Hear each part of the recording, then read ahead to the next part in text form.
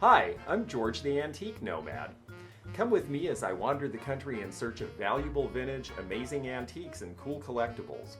We'll buy, sell, and trade at antique malls, shops, and shows, estate sales, flea markets, thrift stores, anywhere people go to find really interesting things that just aren't made anymore. So come on, let's go! Hey everybody, it's George the Antique Nomad at The Antique Nomad on Periscope, Facebook, Instagram, Twitter, and YouTube.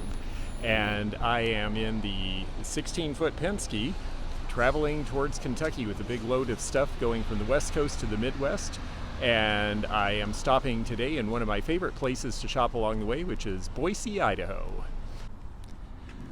So this is the front entrance to Antique World. This mall is the biggest one in the Boise, Idaho area, has been here for a number of years. Boise grew rapidly in the 60s and 70s, so we see a lot of stuff from that vintage, and those are things that are interesting to me. But this mall is a really good mall with a lot of true antiques and some really wonderful dealers, so it should be fun to show you around, and we'll head on in. Tonight they're having a special after 6 sale, so we're actually getting to do a little bit of evening shopping, which is a nice treat. Most antique malls close at 5. So one of the things I like about this antique mall is that we're in Boise, Idaho, and yet there's really beautiful and valuable and expensive and interesting things here.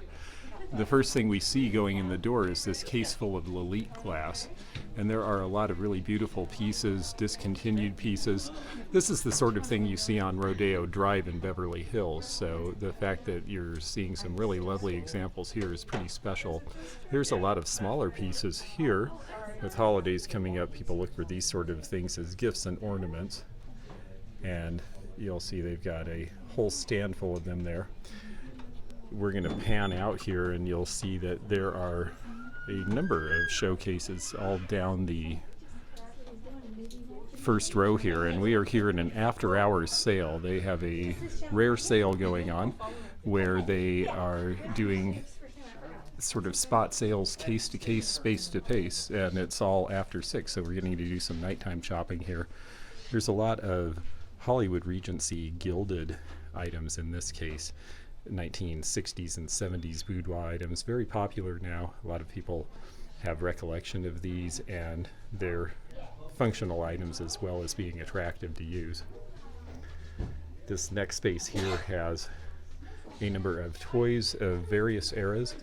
Cast iron toys from the 20s, rubber toys from the 30s, Hot Wheels from the 60s, 70s, 80s, and 90s, a bunch of Matchbox cars. Another very popular category with today's collector. This is where nostalgia starts, is with toys. There's a big old Tonka fire truck up here. This is not an easy piece to find in good shape with all the ladders. They usually got broken or lost. This next space has a case full of cameras, and they have everything from 1950s rangefinders all the way down to brownies and the old expanding cameras like you see in the back there. Another showcase participating in tonight's sale is having 20% off, and they have things that I have customers for. Lots of straight safety razors, various types. There were a lot of different kinds of safety razors when they came out. And then we have campaign buttons, cap guns. These are all things that I enjoy putting in little cases because they're fun for people to thumb through, and there's lots of little nostalgia items, and so I'll definitely come back and take a look at these. A little bit of Masonic over here as well, I noticed. A couple of old lodge pins and ribbons. We are still out west, and we do still see nice turquoise pieces. This particular dealer seems to have a lot of silver and turquoise rings. I'd like to zero in on this one in the back that looks like a figure 8, kind of in the top center there. That's a nice design. Big and showy is always, well, big and showy, and people like big and showy. There's also a recessed cuff here that I think has an interesting look. Nice masculine piece there. And then the Hopi style with the Kachina. This space has a cool old electric oven from the 1920s or 30s in that mint green that was really popular, that jadeite that has become the rage in glass and everything since. They also had a really cool blue GE washing machine from the same era, but that's going in the back of my van, so you'll have to see that at a later date when I get it out on the other end of this trip. Shelf full of Treasure Craft barrel line from the 1950s and 60s. That's in the Treasure Craft book and was originally featured on the set of the Dick Van Dyke Show, and that's how that became popular. And below it are a bunch of blue stoneware pitchers made in the middle part of the United States, sometime around 100 to 110 years. One thing we see in Boise is 70s modern, because Boise grew quite a bit in the 1970s. And I think thanks largely to the aluminum industry, as I recall, and also because more and more functions came to state governments, so the state capitol grew quite a bit. And because of that, you'll see 70s modern in Boise. The office chair to the left there, which should date to about 1980 in that color, is an old Knoll swivel chair. Knoll, of course, was one of the big designers. And this piece, we'll put the top drawer down so you can see, hits every 1970s color. You have the orange and the harvest gold and the avocado all in one. This area is also reflective of that 1950s to 70s boom time, including this amazing painting with the lights that turn on by Ashbrook. That was out of San Francisco in the 70s. I think I have to have that. That is going to be just amazing turned on. We'll have to show you in a haul video. The 50s lamps are pretty groovy too.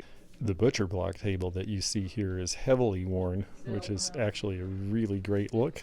People really like seeing them with this kind of wear. This dates to sometime in the late 1800s, looking at the way it's constructed with the puzzle pieces and the big turned legs. Across the aisle from that, we have a very rare Gilbert Erector set train from 1931.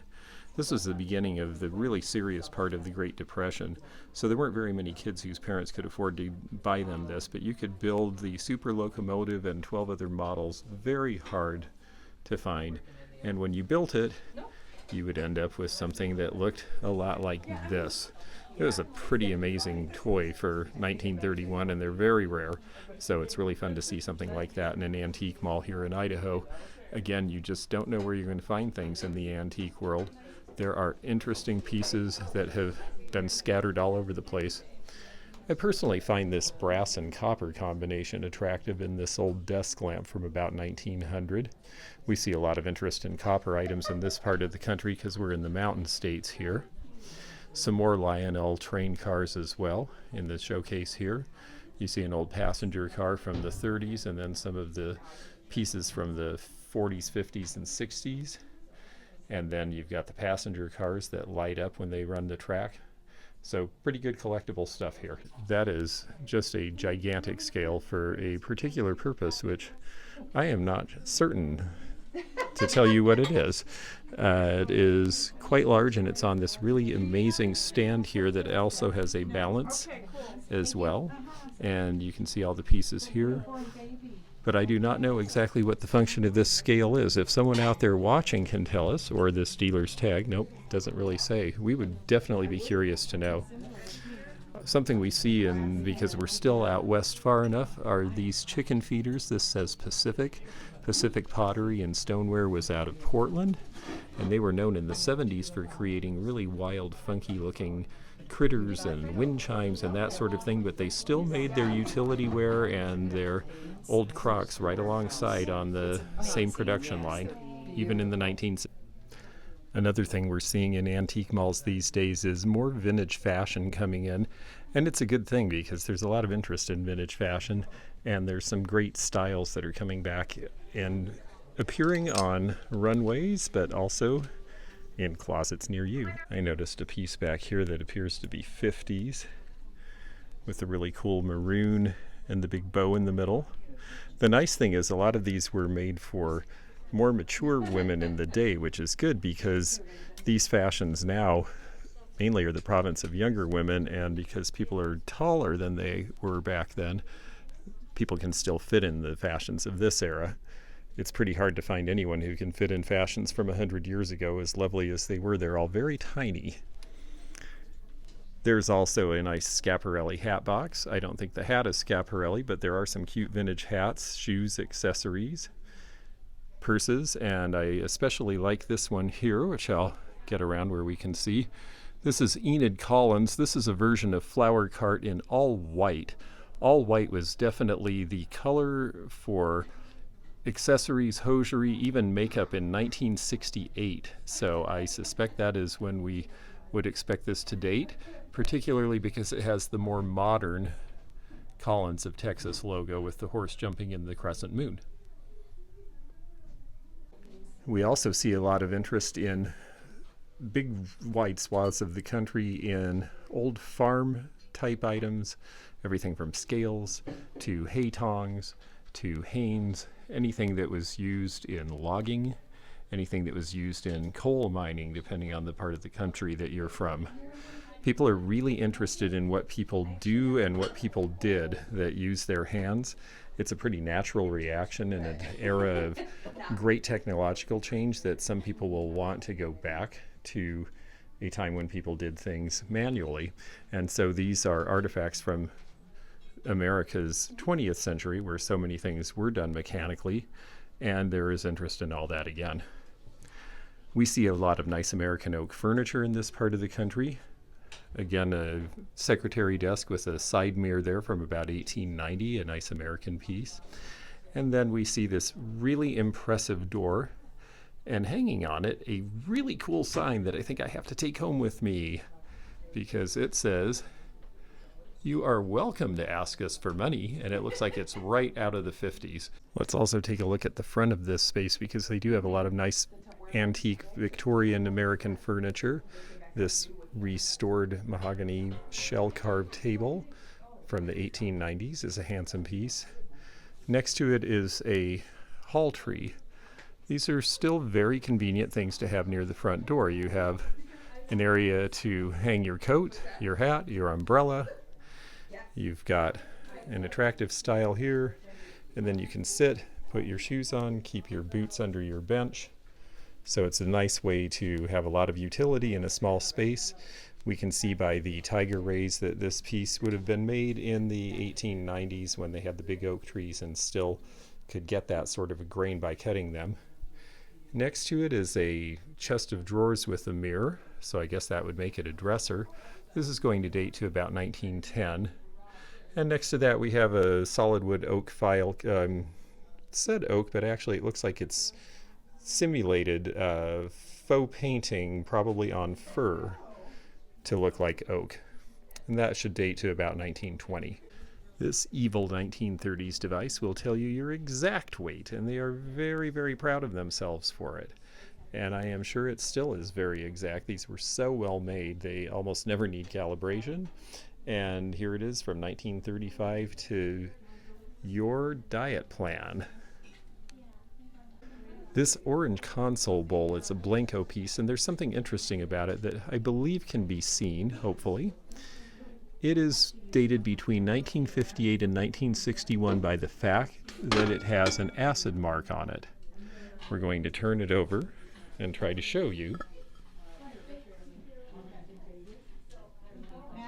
They can be a little faint, but this one's pretty strong. You can see B-L-E-N-K and a very faint O.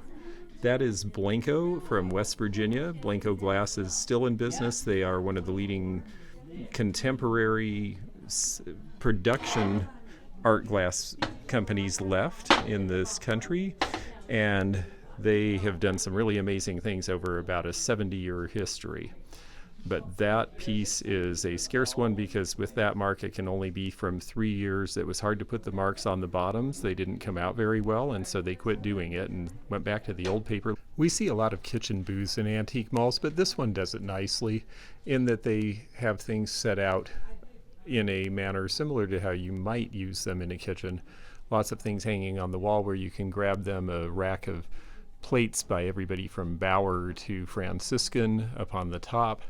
I see a few English pieces, cookie jars and serving pieces, and then they have a couple of nice little kitchen accessory pieces, utility tables, carts, and Shawnee pottery, of course, because no American home would have been without some sort of fun and whimsy in the 1930s and 40s, and that was what Shawnee was all about. You see Puss in Boots cookie jar to the left, the Bo Peep pitcher in the middle, the Shawnee smiley pig on the right.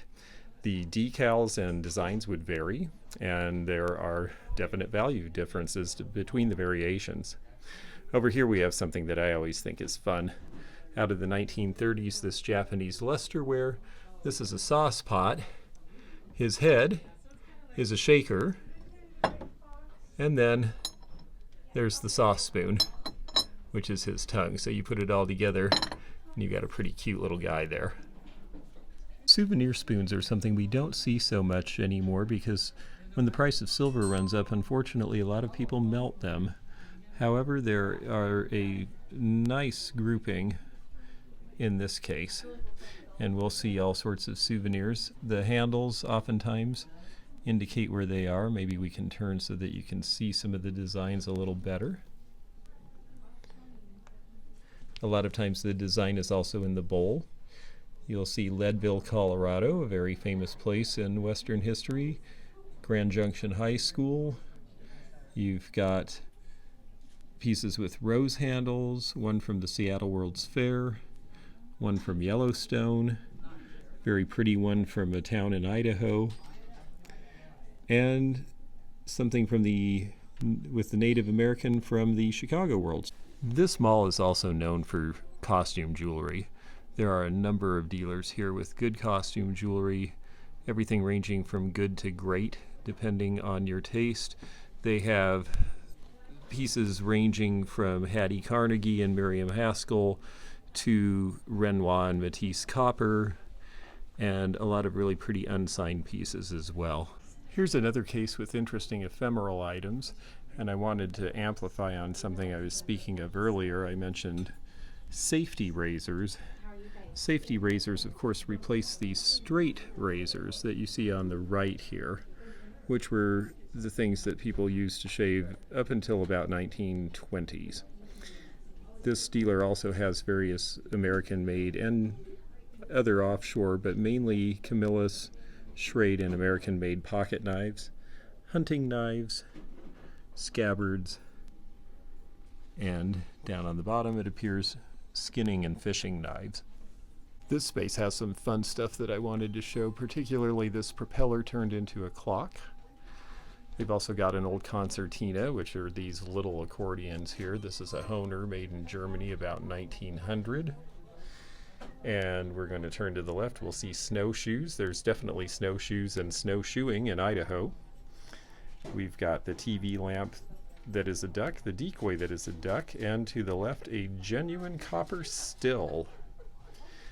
That's something that we see people buy actually for practical purposes as well as for fun and the fact that they look cool. And then on the left we've got a Diet Right Cola sign that I believe was the first Diet Cola back in the late 50s if I'm not mistaken. Hard to find advertising clocks that work these days. I wanted to walk down this aisle and show a little bit of Native Americana. Definitely popular motif out west. Look at these 50s kids. They could not be more excited about being dressed up like cowboy and cowgirl. You've got the very famous end of the trail print from the 1920s here. A Kachina Doll from Arizona. These were very popular in the 1970s when there started to be more awareness and understanding of Native American culture. A good pair of spurs there. And below that we see a nice pair of tanned leather ladies' gloves, which are probably Cree, would be my guess in this part of the country. This dealer's actually having half off for the sale night, and boy, they have some neat old stuff. The Japan tea box is a pretty piece from the 1920s or 30s. This little set of 4 tables is only $75. I may come back for it. It'd be useful. It shows they're English oak. And the nice thing is they pull apart. So you can use them around the house any way that you need. You just take them apart like a piece of pie, or you put them back together again. And with a minor amount of straightening, you have a nice round table. That's something that we see made in England in the early part of the 20th century, a very practical form, nice for small spaces. We've got some old Victorian mirrors and looking glasses in this space. This Art Deco stand here, which does appear to be 1930s or 40s, is only $60. That seems like a very inexpensive price. Here's the Niagara Falls motion lamp. If it was turned on, it would be spinning and appear that Niagara Falls was actually falling over the edge. Some tractors by Ertl. The 1950s aluminum pitcher set is pretty cool. This dealer has the red hotline phone to Moscow, as well as a 1930s Union Pacific streamlined wind-up train behind the Jeep toy there. That's the Union Pacific squab on it. That's a neat piece to see. To the left here, we're going to come across some Redline Hot Wheels from the early days, along with the little metal tabs you got to tell you what you had in your collection. And behind that, a Tonka Volkswagen, also from the 1960s. Here's some more of the toy car era die-cast cars. These are Matchbox Superfast from the 70s and 80s. And then we get into some advertising pieces here. Advertising kitchenware. People don't realize that even Goodyear and lumber stores gave out pieces of glass during the Depression era because it was a way to get people into the store. Tiki glasses and Hawaiian Polynesian items from the 60s and 70s became very popular again about 15 years ago. It's something I collect. I really enjoy them, and so do a lot of folks these days. This dealer has some beautiful beaded bags. 1920s and 30s with geometric painting on the mesh. The sautoir beaded flapper necklace. We have another beaded purse with the deco pattern here. And I'm going to slowly pan down past the souvenir celluloid plastic fan to show another beaded bag here. This one is a Whiting and Davis from the 1920s. Very handsome pieces. We also have a number of pieces of mineral in here. Quartz, islevite, pyrite, aquamarine on muscovite. Again, these are truly ancient things and very collectible. The guilloche flapper era enamel cigarette holder on the right is a hard piece to find, and the compact in the middle is very sweet with the painting. The blue Whiting and Davis geometric bag almost looks like mosaic tile work in that particular guise. They also have some interesting pieces like the Chatelaine perfume hanging on that hand there. Another painted mesh bag here. A nice one here in the oranges of the 1930s, and then these two pieces as well. The one on the right likely being a little older, a little more of a geometric and what would have been considered somewhat evocative of Native American by people at the time. Now we're going to see some fine jewelry, and some very fine jewelry at that. The piece on the right is plique jour. That means that it's set in such a way that the enameling floats, and it's like glass. It's very easy to break those and break the pieces out. That's the piece on the right that looks like the two flowers. It's Art Deco, and it's got diamonds and emeralds and white gold. Very, very hard to find piece. On the left there is a piece that has the look of Czech to me. Below us we have portrait pins. These are all hand painted, and the one on the left has woven hair, so that's a remembrance piece for that gentleman who I believe was Dragoon Officer Richard Cross from the Redcoats, so he was an Englishman. I don't know his story. He might have died in the Revolutionary War, but for whatever reason he was lionized, and there's the evidence. A very rare, well, really one-of-a-kind piece. In the middle we have a Victorian Mourning eye brooch. You don't see those often at all. It's the eye to show the sadness, and that lets you know that someone has had a loss, and they would wear that type of jewelry for at least 1 year after the dearly departed were gone.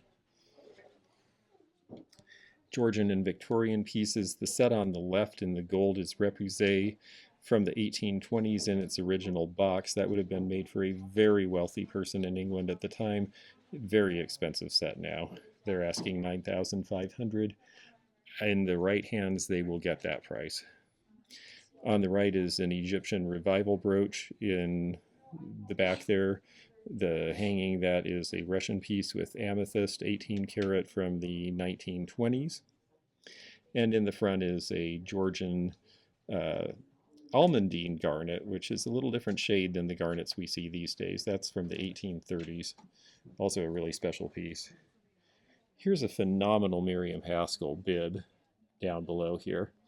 Egyptian revival. Just an amazingly showy piece. Some costume jewelry, if it's really good, can be valuable, almost like fine jewelry these days. Behind here we have some other Miriam Haskell. These are some of the most popular names in costume jewelry right now. The coral pieces are very difficult to find. We're going to move up here and show some other pieces. The Victorian Locket, the Victorian Peru set there, because it's got multiple pieces. This is Galalith, which is a more recent, I believe, 1980s version, similar to Bakelite. These pieces were made in France. Jacob Bengal is the designer of this particular piece. There are some other designer pieces in here as well. These fun fruit pieces, this attractive rose-colored Butler and Wilson set, as well as some vintage pieces here. The celluloid piece on the right that looks like a scarecrow is a recently made up piece. However, some of the bracelets you're seeing on the stand above, the second from the left is Juliana from the 60s.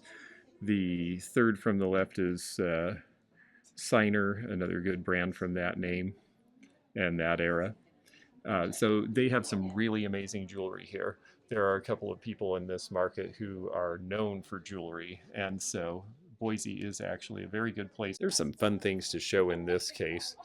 This picture here is Czechoslovakian ceramic from the 1930s. Just love the big toucan. The tree topper here in the middle is an older one from about 1970. A lot of people collecting ornaments from that time. These are earlier Fenton pieces, 1920s, when they were doing more solid colors. The jadeite on the left is Fenton's jadeite from that period, and then the orange color on the right is the same piece done a few years later in the 30s.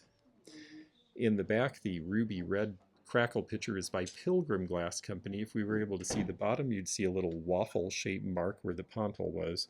That's how they finished things at Pilgrim back in that day. This next case has a couple of Victorian whimsies, the boot-shaped here. These were made by the Iroquois and Mohawk, and they were sold at Niagara Falls to honeymooners coming up around the turn of the last century. An area of interest in this mall that you don't see in a lot of antique malls is Militaria. They have genuine, non-reproduction items from the Civil War, from the Indian Wars. There's a cavalry dress plume dated 1902. The socket base and spike are for the Marine Corps hats in the 1870s, helmets. On the right, we have Confederate buckle covers from the Civil War. The next shelf, we have quite a number of items that are 20th century wars, including a Purple Heart. Below, again, I mentioned we had interest in fire department badges, and there's a nice selection of them here. And then bayonets, also a good selection. We don't see big collections like this too often. This person must have been collecting for many years to assemble this type of a display to have for sale. Thank you for joining us. I'm George at the Antique Nomad on Facebook, Twitter, Instagram, and YouTube. And we've had a lot of fun here at the Antique World Mall in Boise. They are closing. Their 3-hour after-hours sale is over, and boy, I shut the place down, so I've got to go buy my pile. I'll try to show you what I found in a haul video soon, including that really cool blue washing machine from the 1930s. Okay, take care now. Thanks for joining me again in the fun and fascinating antique community, here where online meets the real world. Please click the subscribe button below. Click the bell to be notified when new videos upload. Leave a comment below and hit thumbs up to like this video. Links to our online social media daily posts and our items for sale are in the description. This is George at the Antique Nomad. Bye for now.